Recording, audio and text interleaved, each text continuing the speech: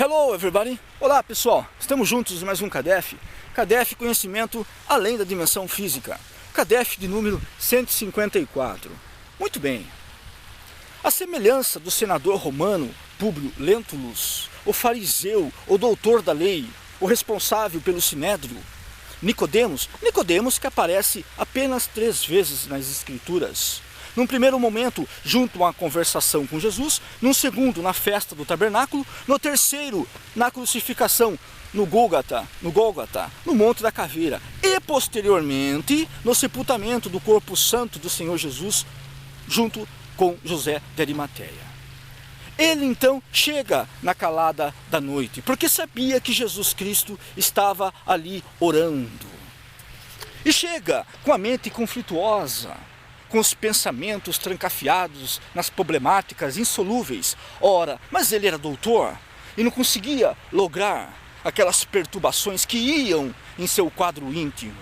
Então ele resolve ir até Jesus, porque Jesus era conhecido de sobejo graças aos seus milagres, às suas exortações cósmicas. Ele então, tomado de entusiasmo, fariseu que era, fariseu, aqueles que apreciavam e que obedeciam à Torá de Moisés, do legislador hebreu. Fariseus, diga-se de passagem, que tinham uma aversão com os saduceus, daí os conflitos ideológicos, religiosos da época. Muito bem, ele então chega até Jesus e inquire-o: Senhor, Rabi, sabemos que nenhum homem poderá fazer as proezas que tu fazes se esse homem não estiver com Deus ou vir de Deus. Jesus redargue: em verdade vos digo que se não nasceres de novo, não podereis entrar no reino dos céus, no reino de Deus. Mas Nicodemos, o doutor, o fariseu, o responsável pelo sinédrio, inclusive que defende Jesus numa futura ocasião, defenderia Jesus, interpela-o: mas, Rabi, como pode um homem, sendo velho, de idade avançada, reingressar no ventre da sua mãe? Isso é possível? E Jesus diz: tu és doutor da lei e desconhece isso? Em verdade, vos digo, o que é nascido da carne é carne, o que é nascido do Espírito é Espírito. Claro que para nós, estudiosos que somos das ciências ocultas, espíritas que somos, reencarnacionistas que somos, ou admiradores que somos de doutrinas esotéricas, avançadas, sabemos que Jesus falava abertamente da reencarnação. Reencarnação que já os gregos a cultuavam. Nem todos, evidentemente, mas Pitágoras, por exemplo, era reencarnacionista. Não confundirmos a mente psicose com a reencarnação, uma vez que a mente psicose é o espírito voltar para um corpo de animal, de um animal. E isso não é possível. Sabemos que não há essa condição. O espírito jamais conhece o retrocesso. Ele pode sim estagnar-se, mas jamais ele vai recuar, espiritualmente falando. Muito bem. A reencarnação, que hoje, por exemplo, vem sendo alvo de estudos de muitos cientistas, inclusive de físicos quânticos, como dissemos em um dos nossos CADEFs, e sempre citamos o nome dele, porque nós amamos a pesquisa de Amit Goswami, por exemplo. Ou ainda também, nós amamos as pesquisas do grande psiquiatra, do gênio da psiquiatria canadense, Ian Stevenson, que estudou 20 casos sugestivos de reencarnação, crianças e jovens. Extraía todo o depoimento, registrava-os e depois iria confrontar. E não fazia um paralelo entre o investigado e aquele que seria investigado, aqueles que seriam investigados, porque a pessoa falava: criança, eu nasci em tal família, eu vivi em tal família, eu tive determinados bens, eu era influente em determinados assuntos, eu tinha atuação em vias da sociedade naquela época, naquela família, naquela cultura, naquele povo. E Stevenson ia fazer um confrontamento e, pasmem, era totalmente similar, era realmente as informações que a criança havia passado para Ian Stevenson. Então, são fatos realmente que nos arrasta à reencarnação. Mas sabemos, como dissemos também, que Guy Lyon já, por exemplo, se preocupou com a reencarnação, inclusive une esforços para estudar o caso com o senhor engenheiro Hernani Guimarães Andrades, que é responsável pelo Instituto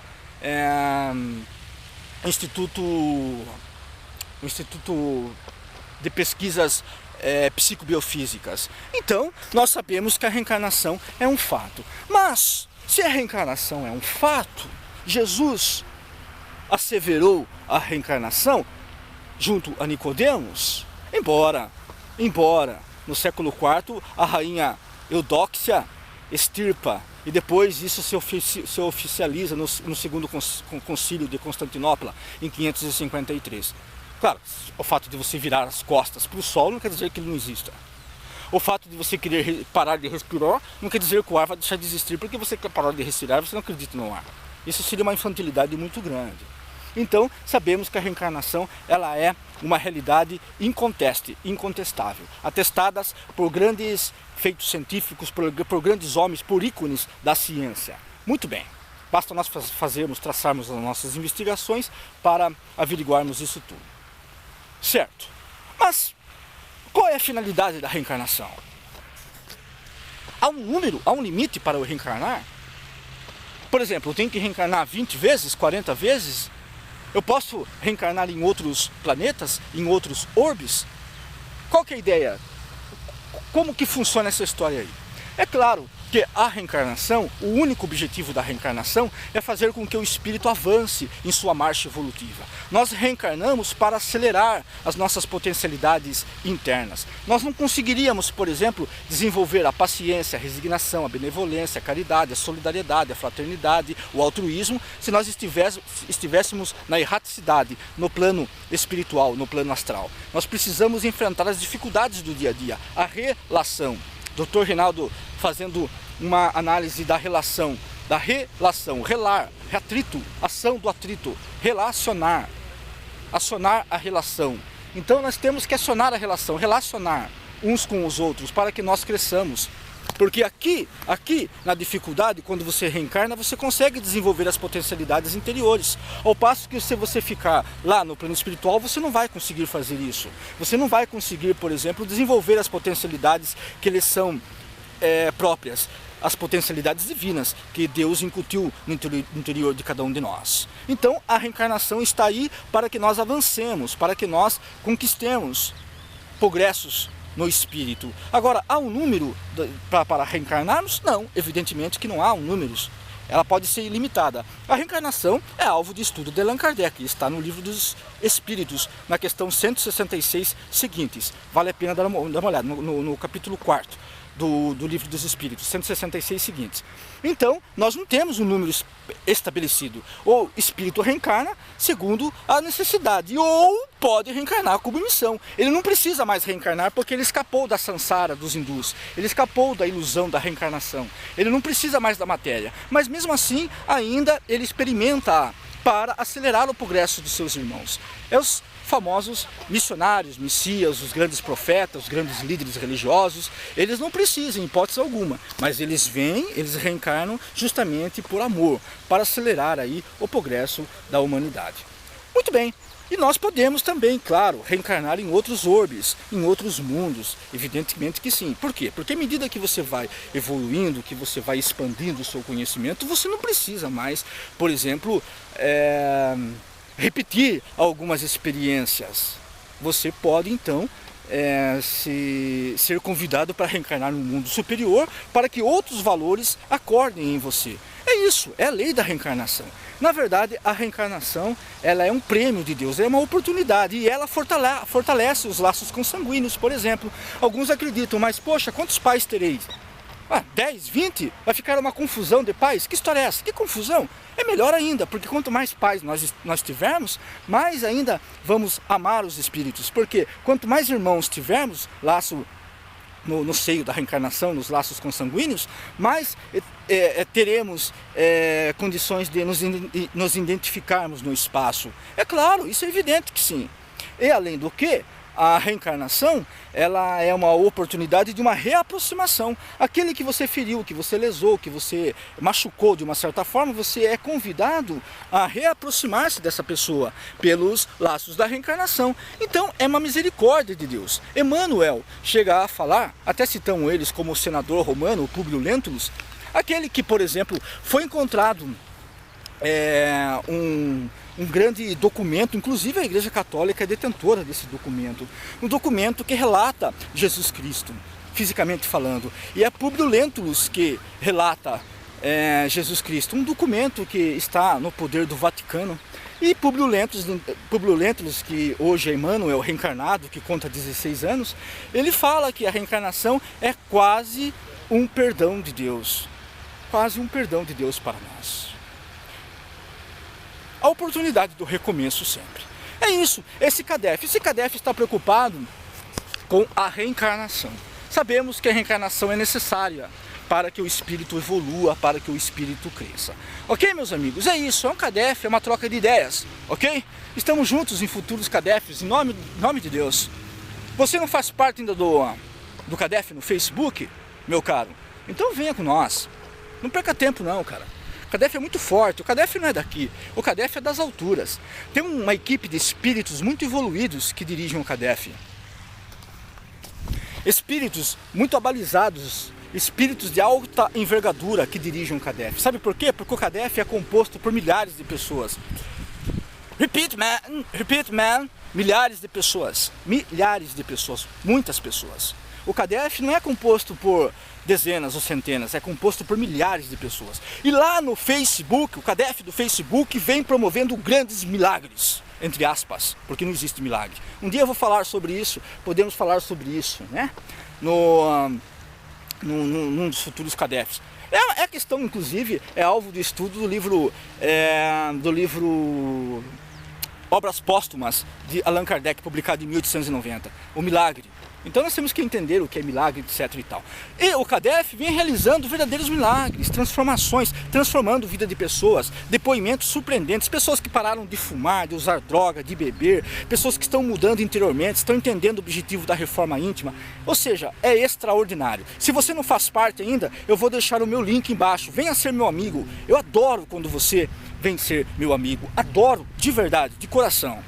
Junte-se a nós, man. Não fique isolado, não. CADEF é força, CADEF é união, CADEF é família, ok? Quero mandar um beijo especial para todos os brasileiros que nos acompanham, que moram no exterior. Inglaterra, Alemanha, Rússia, Canadá, Estados Unidos, Japão, Argentina, Portugal, França, Estados Unidos, Tailândia, Japão, certo? É isso. Ou seja, Austrália. É isso. Muito bem. Estejam conosco sempre, meus amigos. Vocês brasileiros que moram aí no Brasil, fora, estão conquistando a vida de vocês aí fora. Beijo do amigo de Nelson, tá? Fique com nós, porque aqui é força, viu? Pense no CADEF. O CADEF existe no plano astral. Você não está sozinho, não. Ok? Você que está longe aí, nós não estamos sozinhos, não. Nós estamos vinculados. Certo? Meus amigos brasileiros que moram no exterior. Beijo para vocês. Beijo para os meus quase 30 administradores. Somos quase em 30 administradores. Dentro da administração, lá existem irmãos. Irmãos que nos ajudam nessa missão do CADEF. Porque sozinho nós não daríamos conta. Sozinhos não somos ninguém. Sozinhos somos apenas um ponto insignificante, mas graças aos irmãos, os grandes administradores, nós estamos chegando em algum lugar. Porque a nossa preocupação, a missão, não do Ednelson, a missão do CADEF é levar luz, é levar paz, é levar segurança, é levar conforto, é levar Jesus Cristo para as pessoas. O Ednelson não significa nada. O de Nelson, absolutamente nada. Por isso que você tem direito de discordar, de discordar, de concordar, de dar dislike, de dar um like ou dislike, que seja. Você tem direito, claro. Ed Nelson falando. Ed Nelson não significa absolutamente nada. Kadef sim. Kadef representa força, união, família e solidariedade. E Kadef vem de Deus. Que a luz do conhecimento esteja conosco. Sucesso! Que Deus seja louvado!